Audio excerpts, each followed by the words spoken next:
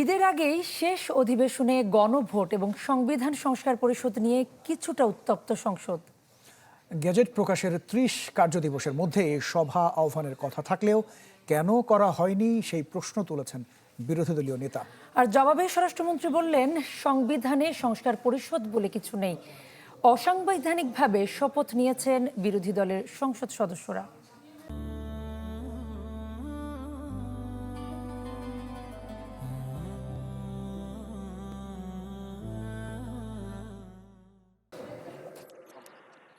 দিনের আনুষ্ঠানিক কার্যসূচিতে না থাকলেও আগে অনুমান করা যাচ্ছিল সংসদের প্রথম অধিবেশনের দ্বিতীয় দিনে উত্তাপ ছড়াবে সংবিধান সংস্কার পরিষদ গঠন ইস্যুটি।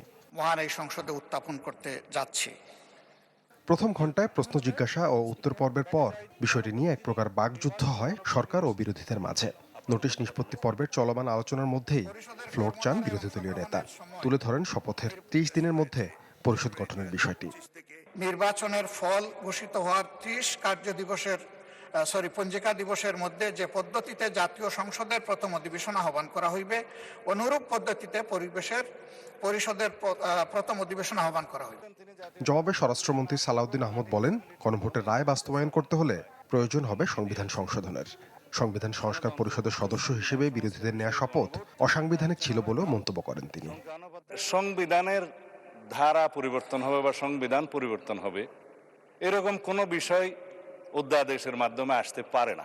এই যে আর্টিকেল 72 অনুসারে সংবিধান সংস্কার পরিষদের যেখানে অস্তিত্ব না থাকায় প্রধানমন্ত্রীও সেটা পরামর্শ দিতে পারেন না রাষ্ট্রপতিকে, রাষ্ট্রপতিও সেই অধিবেশন আহ্বান করতে পারেন না, বিধায় সে করেননি।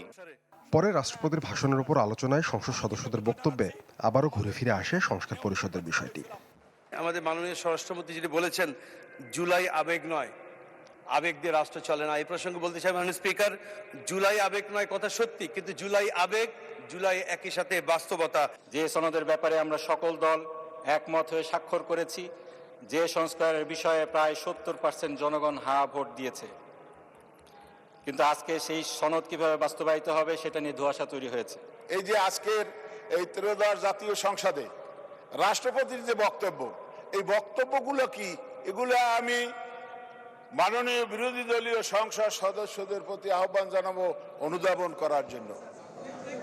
অধিবেশন শেষেও সংসদের বাইরে একই ইস্যুতে কথা বলেন দু দলের নেতারা।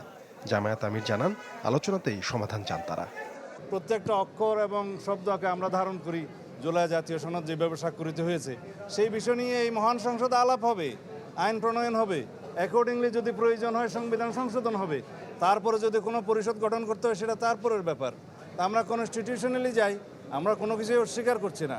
মাননীয় স্পিকার বলেছেন যে এই ব্যাপারে আপনারা সুনির্দিষ্ট নোটিশ দিলে আমরা বিষয়টা বিবেচনায় নিয়ে আলোচনা করব। আমরা এখন নোটিশ প্রদান করব।